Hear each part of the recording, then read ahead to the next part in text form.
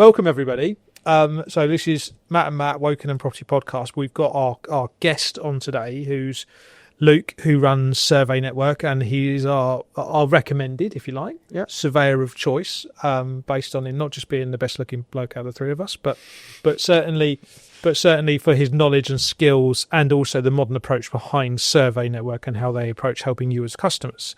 And what I wanted to try and get from a conversation showing you guys what he does is what the intricacies of, if you're a buyer or seller, what you should be looking for when you speak to someone like Luke as to what types of surveys are good and what are not.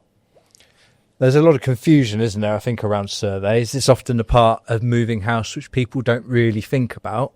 I often find we agree a sale and we say to people, what type of survey would you like to do? And they go, what? Oh, yeah, the survey. What's a survey? How do we do it? What's that? Yeah. And then it's the part of the transaction where every agent's heart sinks. Thinking, oh, goodness, we spent all of this time marketing it. We found a buyer. They're going to get a survey done and it's going to be Armageddon. But it's a strange setup, isn't it, really? Because we're all working in sort of a circular ecosystem where the transaction goes around like this. Yeah. And we should be there to help each other and clients in achieving whatever the goal is, whether it's selling, buying, and just being informed in that process. But there is that weird stigma where agents' instant reaction is the surveyor.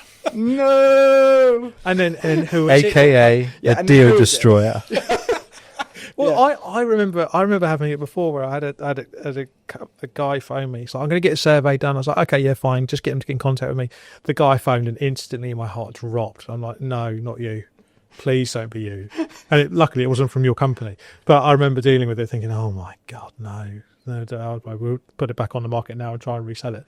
There are a few that just, I mean, again, we've spoken about it a lot and I know you touched on, sort of trying to do it in a bit more of a modern methodology. And to be honest with you, just to help a transaction go through for the right reasons, not to get a transaction to go through that is on false pretenses, but just to get a transaction to go through that if you are buying a 18th century cottage that's got solid walls that absorb and expel moisture naturally throughout the year, and someone's expecting there to not be any moisture readings. Well, if we didn't receive any moisture readings, we'd be thinking the damp meter's broken. So sometimes you just have to tell people that and say, well, there's 30 properties similar to this on this road. I can guarantee that all 30 of them come out with exactly the same result. It doesn't mean that all 30 of these properties on this road are a bad house. Mm-hmm. It's just that is the age, the construction type, and the typical maintenance and upkeep that comes with a property that's built like this and is this old. Mm-hmm. And I think it's, rather than saying property's got damp, you need PCA damp surveyor to survey the whole house and recommend all of the retrospective works that need doing.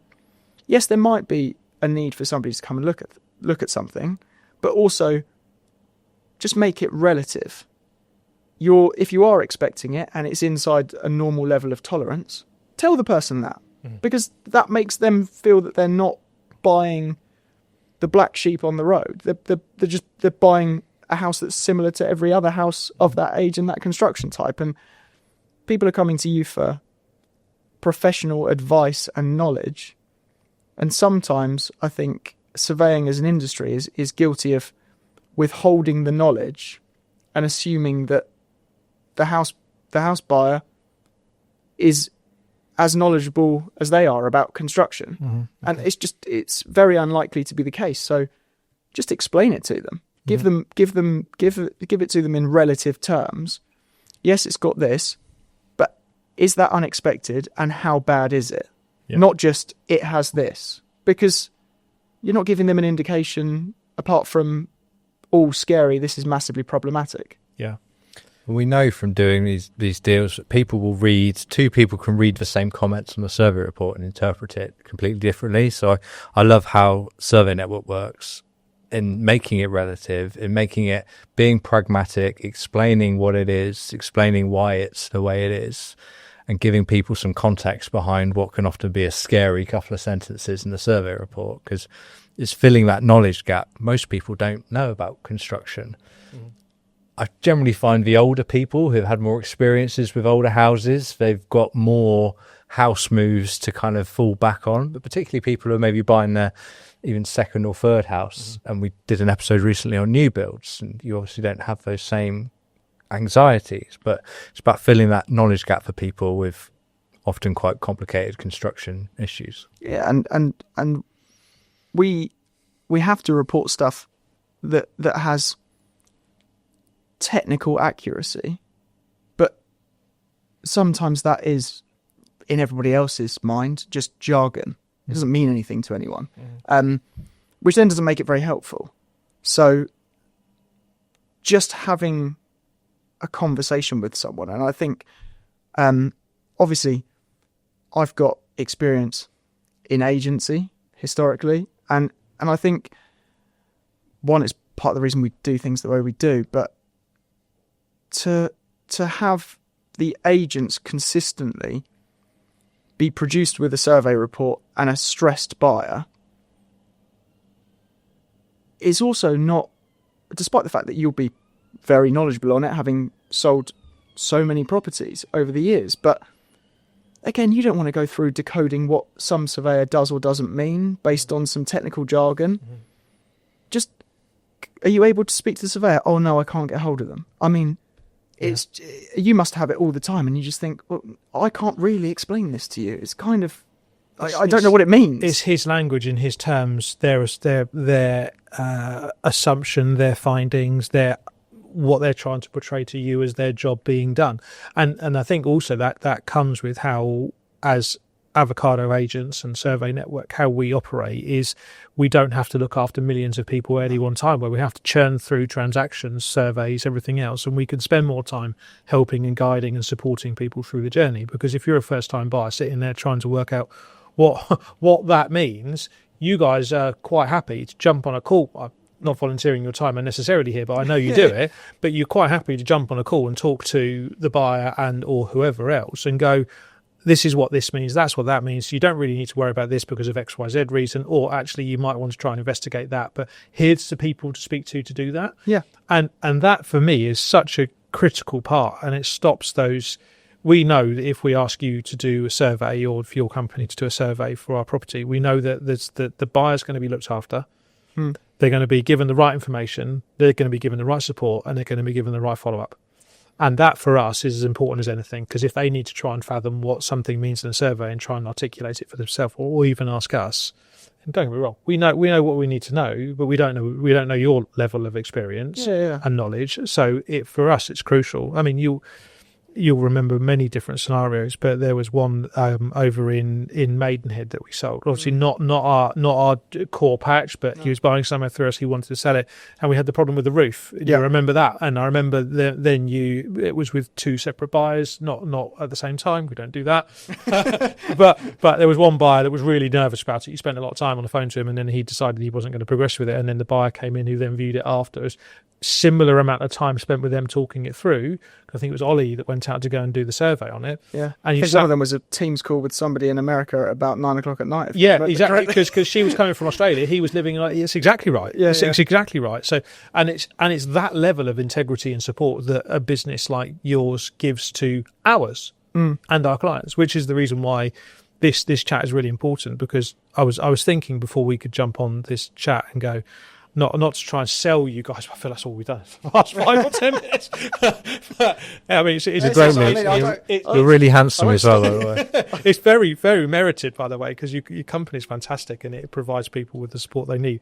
But I was actually really interested in coming into this conversation and probably trying to understand, if I'm a first-time buyer, a second-time buyer, or a third-time buyer, if I'm looking at certain types of property, what type of surveys would you suggest that we do? And I think that's probably the next point to move on to, potentially. Like, if I'm a first-time buyer and I'm buying a leasehold flat in Montague Park, let's say, is it appropriate and is it necessary to get a survey? But if it is necessary for a survey in a short response, what type of survey would you suggest to do? I like the way you said short response, because that Yeah, I know. curtails me. Yes, I know, and I know. Whenever we end up talking, a 5-minute call turns into a half an hour call very easily. Yeah. So Swift. So if you're buying a leasehold property, my response would be, you should get a survey, and there's one predominant reason. And yes, obviously you're buying something and you don't know what you don't know. Typically inside an apartment,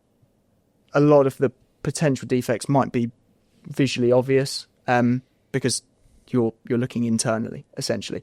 The main reason for me, probably more so than the apartment or flat itself, is actually the fabric of the building, because that's what determines service charge, and that's what determines special contributions and Section 20 requests for special payments of large funds. Just so people understand, a Section 20 request is when your freeholder asks you as a leaseholder for money for work to cover building. Correct. Issues. Building maintenance or issues that are outside of what they have foreseen or planned for, shall we say. That's the biggest risk, because that's where the big money is. So we will obviously look at the apartment, but then we'll look at communally accessed loft space, let's say in the flat block, externally the flat block as well. And it's amazing, because nobody ever goes in there, the amount of relatively new flat blocks. I can think of a few in central Wokingham, in fact, that the roof space are leaking and they're very mouldy. And we've reported it on every single survey, because we go up there and in there it's mouldy and damp. It is communal, but at some point that's going to require maintenance. And really what we're trying to do is to say the communally owned or areas that you're responsible for with everybody else, is there enough money in the service charge to cover the works that are already planned? If not, be warned, you might be asked for some extra money. Or on top of that, is there anything that the freeholder isn't aware of that we've now made you aware of, you've now made them aware of, which they're now going to need to ask for some extra money? Yeah. That's your biggest risk with leasehold, I would say, personally. And I can just hear people screaming at the camera now, or listening to the podcast, going, "Which flat blocks are these? And do I live in one?" Have you how many? So, is there a couple of predominant ones in Wokingham, like development names? I mean, you're looking for. I was going to say. I'm interested, because we could get in tricky waters here. Okay, shall we not say that? Okay, scrap. There's one down by Aldi. Oh, really? Yeah. Okay. And that's something where... Okay. Yeah. Okay. There. Oh, so the one that sounds roughly like Felamy Place. Yeah. Okay, fine. Yeah. Okay, fine. Yeah. Okay, that could one. be. It could be that one. Okay, fine. Yes. And this is seeing. So, for example, a leaky roof, like a slow leak in a roof, which is unidentified. What's that phrase? Prevention is better than the cure, or when if you can see an issue early and deal with it, that's much cheaper and easier than waiting for it to get really, really Preventative bad. maintenance is far cheaper than reactive maintenance. Whether it's leasehold or freehold, doesn't really matter. If you deal with something at the start, it's generally cheaper than once it's got really bad, and you're trying to scramble around to fix it. Now, I've got a really important point to raise here, because Luke and I spoke a little while ago about a house that I went out to go and see on Barkham Road, just talking about the preventative bit. And it was a house that's, I don't know, when do you reckon they date back to? Early 1900s? Yeah. Somewhere around there. Late 1819, yeah. Yeah, so it was a house that had been... It is a nice house, but it needed... You could see that there was some structural-based issues with lintels, soffit fascias guttering, some leak that was coming inside, and the sellers are keen to be able to offload it and sell it 'cause it's now sitting there vacant. But what we didn't want to do was find ourselves 2 months into a transaction or a month into a transaction, buyer gets a survey and then chips them on price. So we got your business in to go and do a survey on it, which picked up a whole load of things, which actually helped us understand what are the immediate works that need doing. So that is also something worth doing if you're a seller looking to sell something older or more something, what's the word I'm looking for, that requires work, Yeah. that you know will require work, and you don't want to be a problem later on during a transaction, you certainly don't want to be renegotiating a price, this is a really good way to do that. Yeah, and if you can quantify the size or value of the problem, you can then present that to somebody and Absolutely. say, yes, there are 2 lintels that need replacing. Yes, there is some work to a chimney stack. Yes, there's some work to a flat roof, let's just say. Mm-hmm. And we've had local contractors who've got quotes valid for the next 6 months. That is this for the work. And then you can present, we know about the problem, but we can also quantify what the actual relative cost is in real terms. Yeah. And then the buyer's make an informed decision from the start. And also, from the seller's perspective, the buyer can't then, and some buyers will like to, in inverted commas, play a game, but it also stops that situation from happening where you have somebody that probably knew about all of it, but will chance their arm later down the line.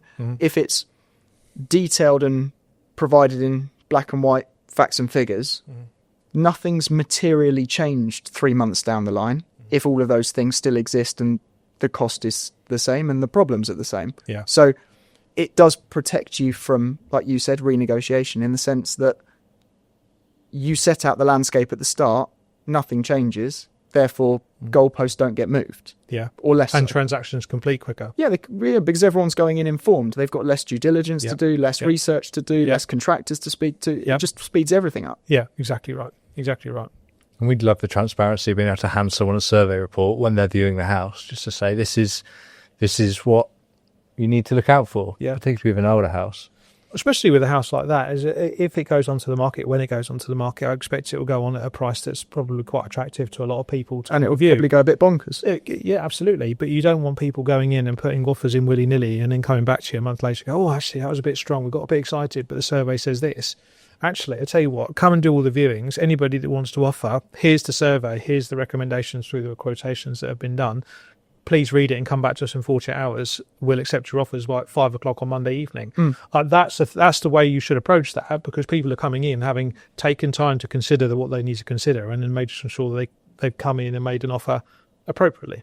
Yeah, and it makes it better for everybody. It makes it better for the seller. Makes it better for you guys as agents. Makes it better for purchasers, solicitors, because everybody's got an expectation of the starting point, and it's the same for everyone.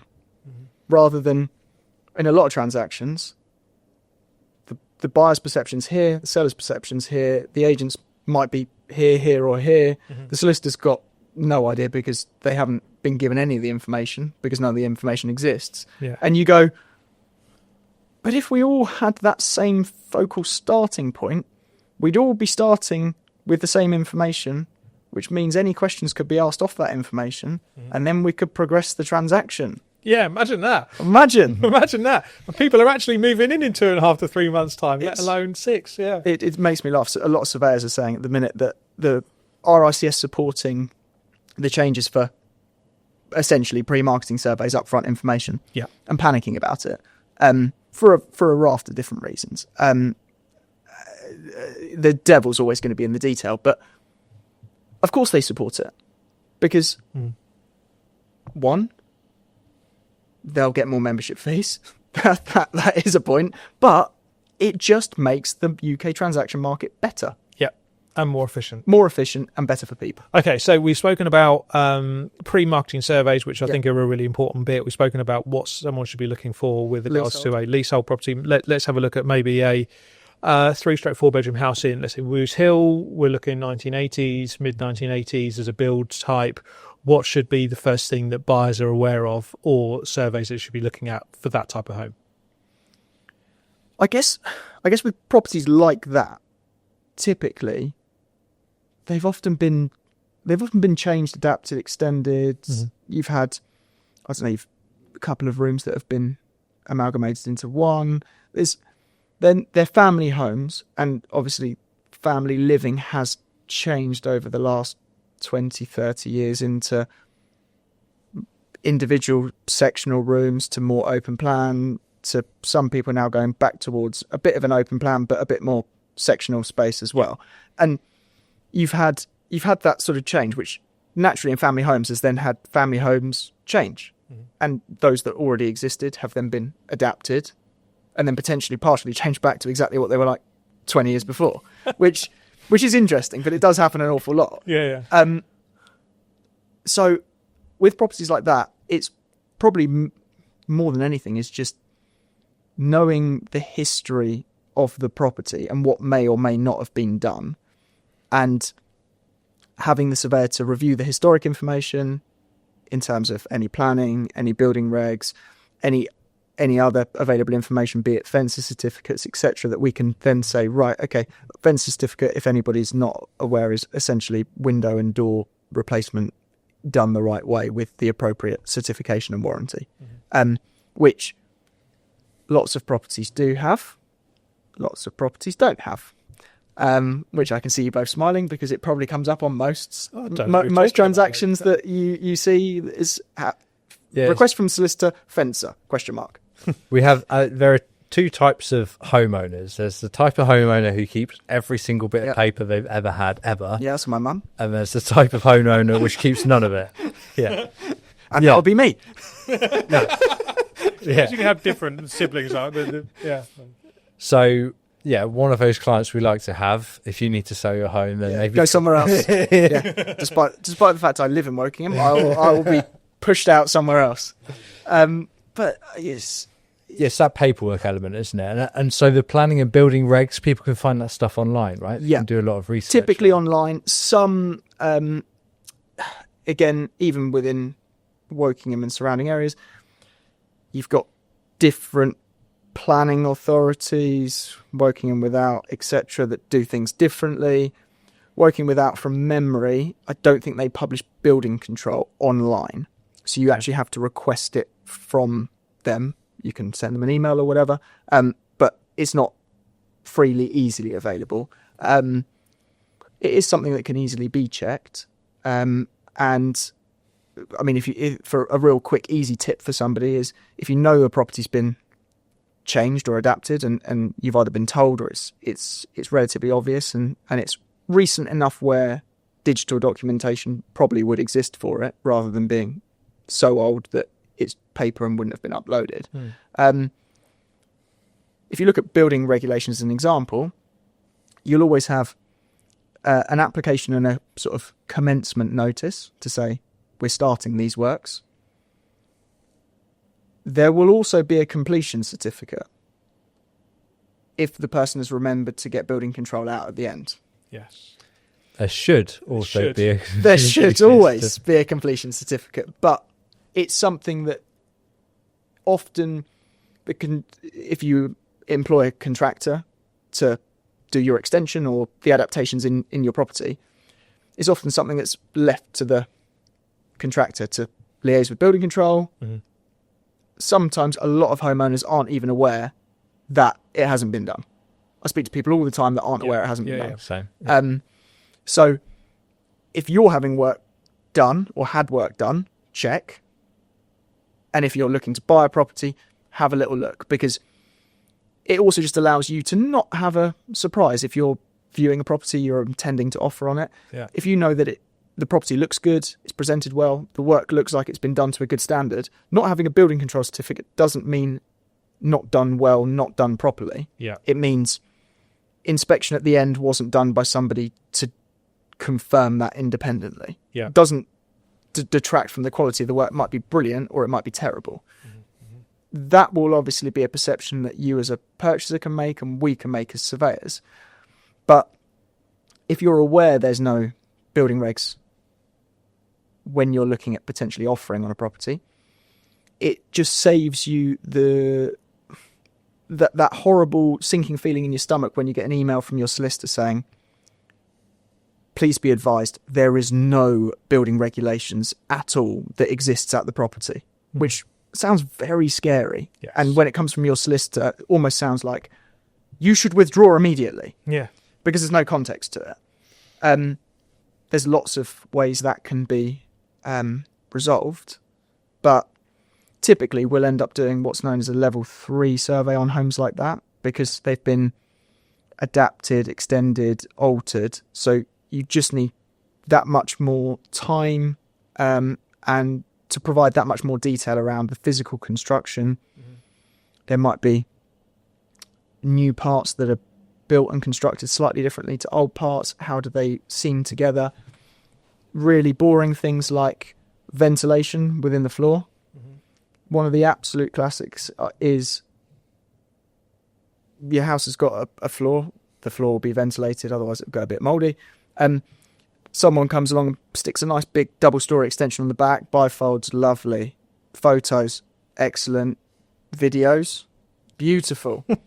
Surveyor comes out. Yeah, there's no ventilation in the floor because you've blocked up all the old ventilation. And on the back of this lovely new extension, there isn't any.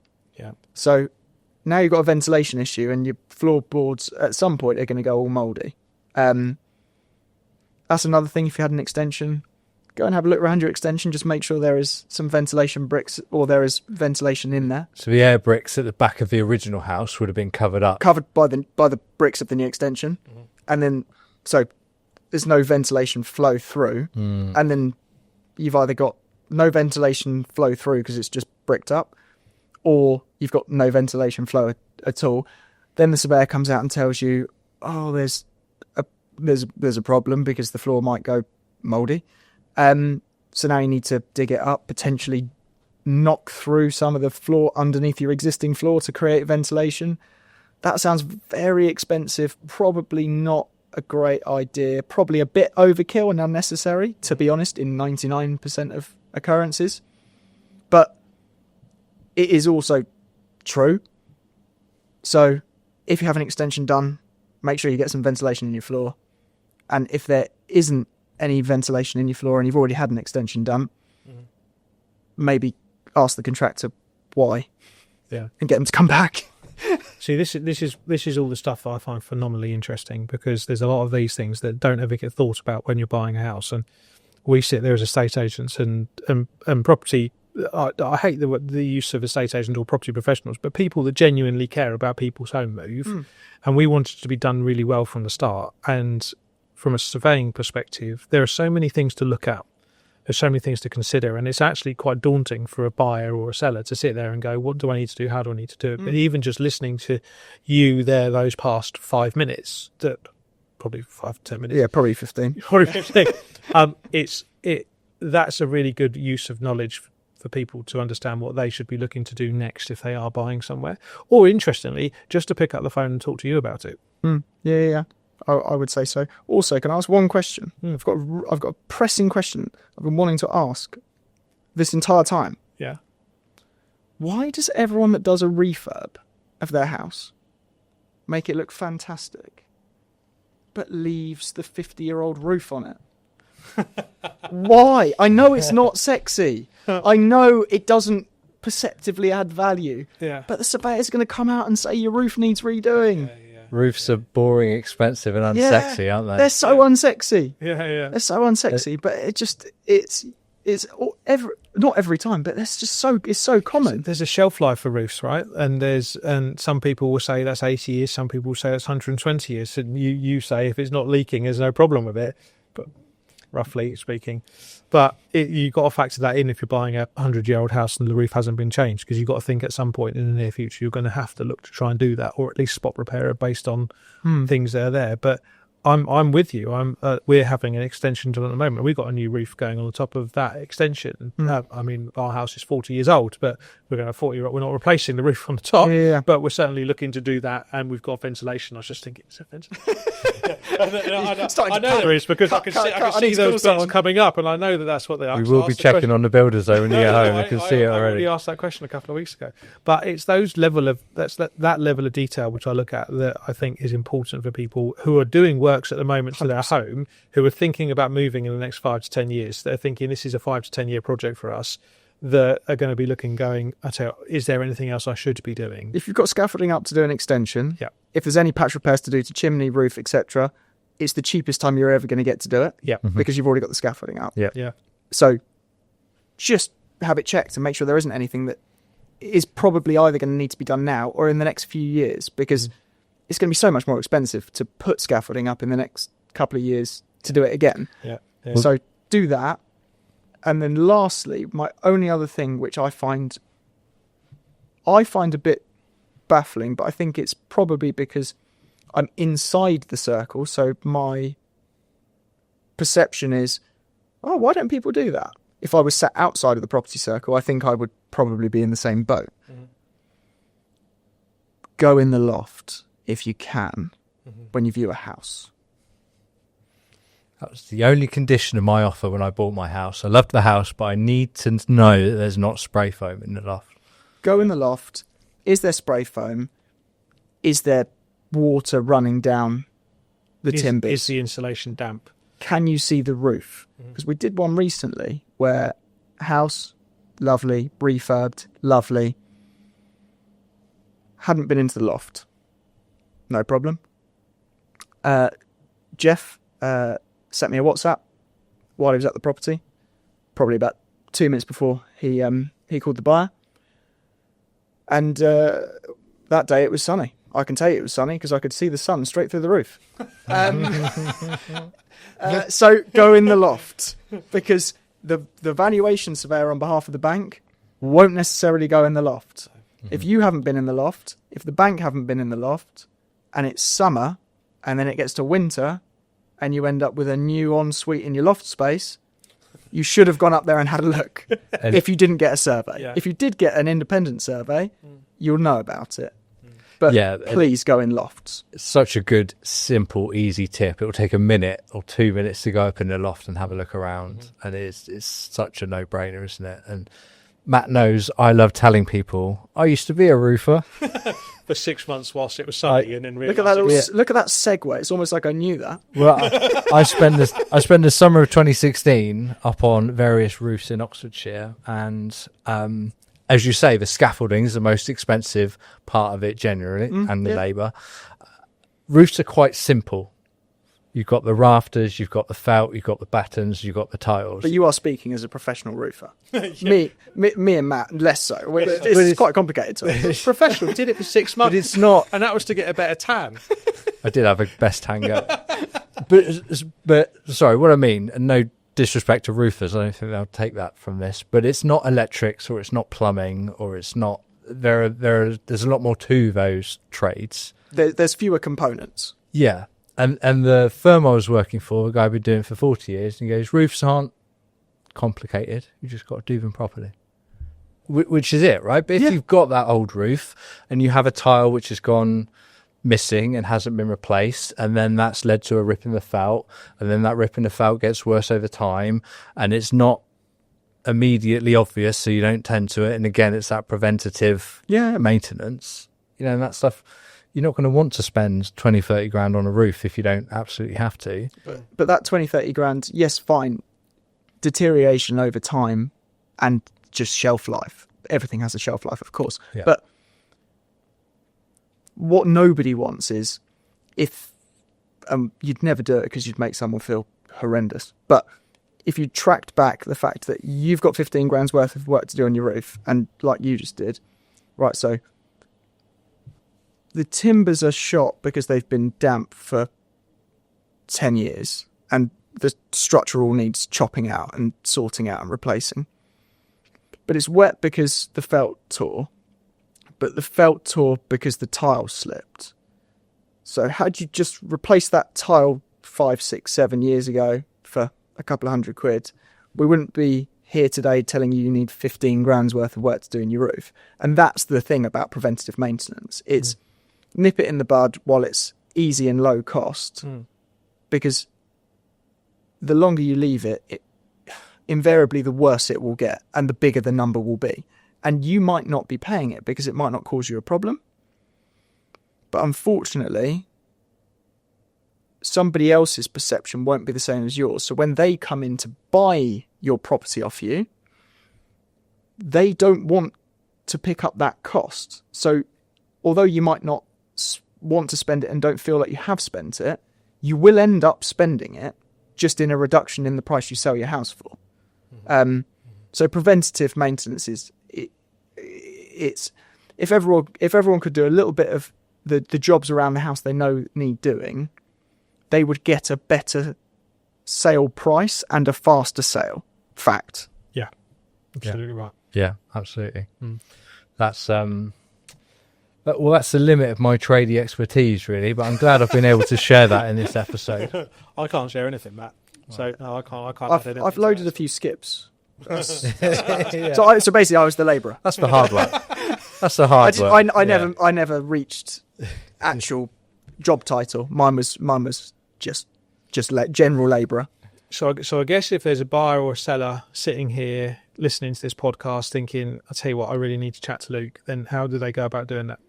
I mean, I live in Wokingham. Our office is in Bracknell. We're not a million miles away. So I'm easily contactable. You can either go onto the website, www.survey-network.co.uk. Yeah. You can call us. A simple Google search will ping us up, or you can find us on socials and reach out. If you've got a specific issue with your house that you think, before I market my house, does this need looking at? Just ping us a photo into one of our social channels and just say, spotted this at my house. Do you think it's something serious? We can have a look and just ping you a message back and let you know whether it's something you need to be worried about or not. That's absolutely fine. Yeah, it's those preventative measures which we were talking about earlier. Well, I appreciate your time, Luke. Thank you very much. Yeah, thank you both. Cheers, Luke. Thanks for coming. Let's maybe do this again, maybe later in the year with some case studies of the various things of properties to pick up in the year. Maybe more chatting about your experience as a roofer. Yeah, I've got plenty of stories.